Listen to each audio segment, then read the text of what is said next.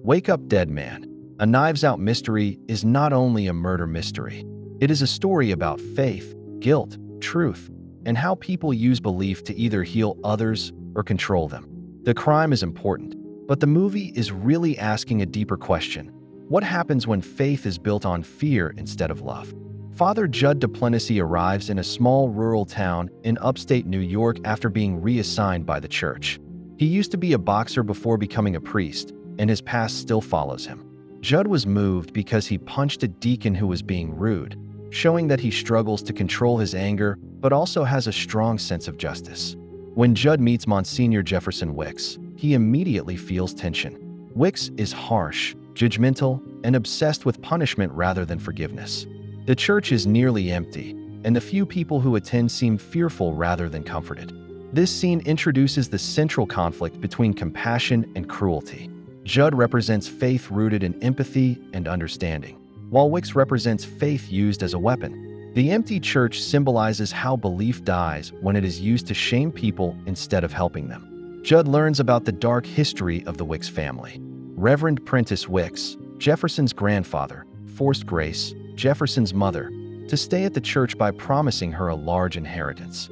When Prentice died, the fortune disappeared. Grace, trapped and desperate, destroyed the church's crucifix in anger. Jefferson later refuses to replace it, allowing the church to remain broken and incomplete. This shows how faith can be used as a prison instead of a refuge. The broken crucifix represents a faith that has lost its meaning. Jefferson's refusal to replace it shows how he clings to bitterness rather than healing. Jud begins working at the parish and quickly clashes with Wicks over his preaching.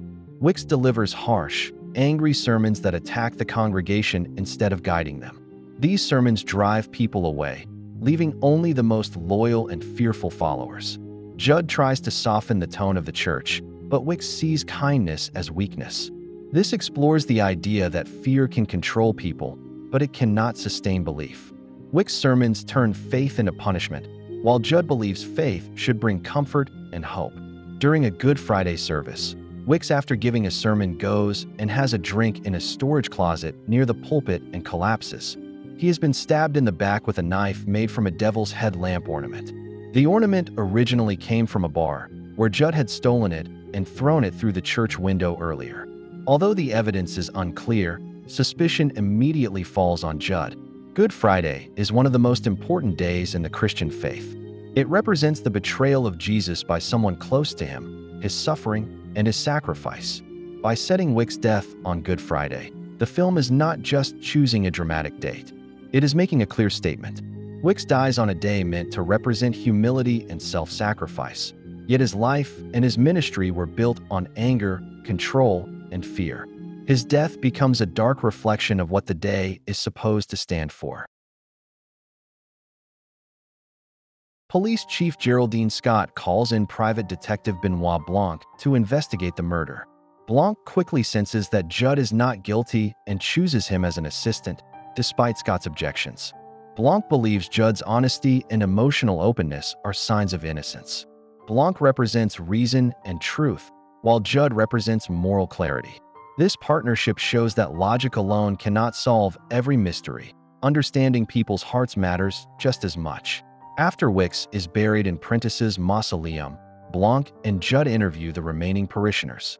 They learn that Wicks recently held a meeting where he suddenly rejected his followers.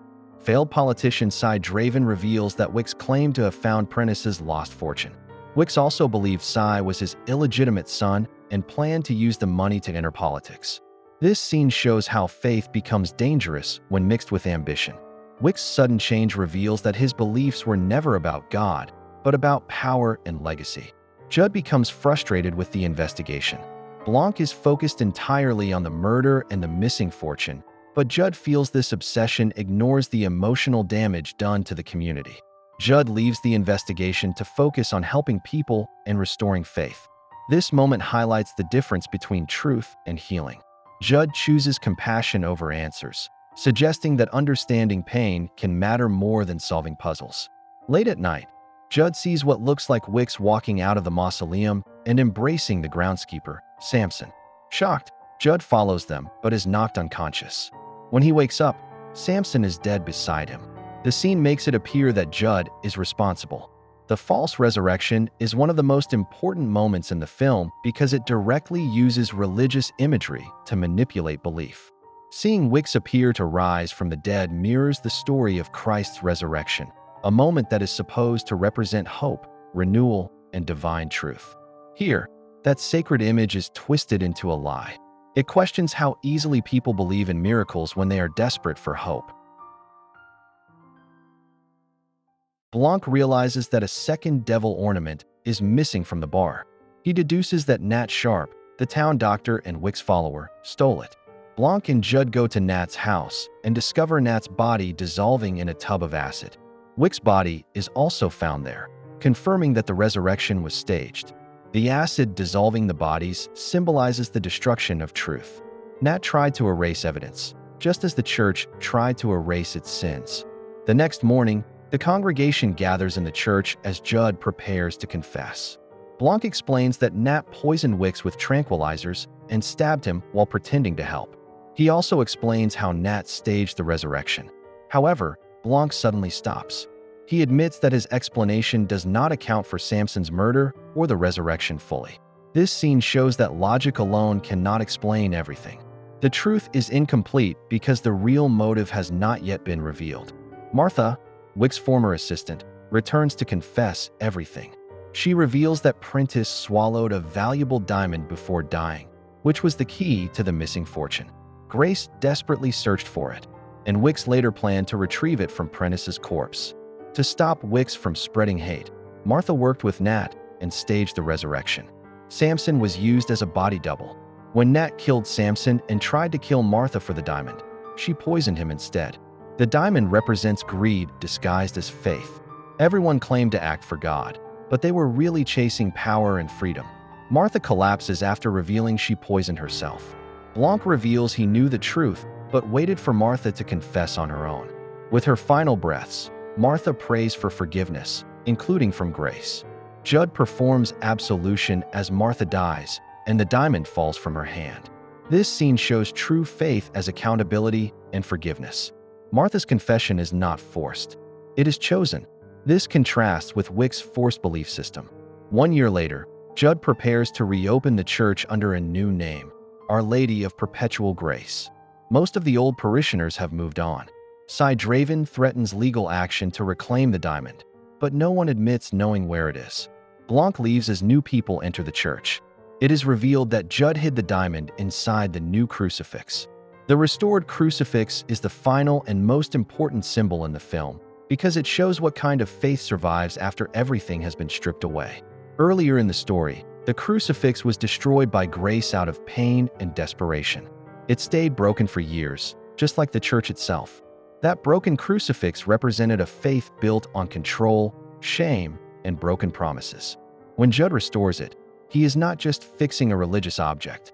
He is correcting what the church stands for. This new crucifix represents a faith rooted in grace, forgiveness, and humility rather than fear and punishment. Hiding the diamond inside the crucifix adds another layer of meaning. The diamond caused generations of suffering. It drove Prentice's cruelty, Grace's imprisonment, Wicks' hatred, and the murders that followed. It symbolized how wealth and power corrupt belief and turn faith into a tool for control. By hiding the diamond instead of using it, Jud removes its power. The church no longer chases money, legacy, or influence. The treasure is no longer something to be owned or fought over, but something deliberately rendered meaningless. Wake Up Dead Man argues that belief without love becomes violence. Truth matters, but healing matters more. In the end, the mystery is solved not by clever tricks, but by honesty, forgiveness, and the courage to admit sin. The church does not survive because of a miracle, but because someone finally chose grace over power. Make sure to like and subscribe if you enjoyed this video, and I will see you in the next one.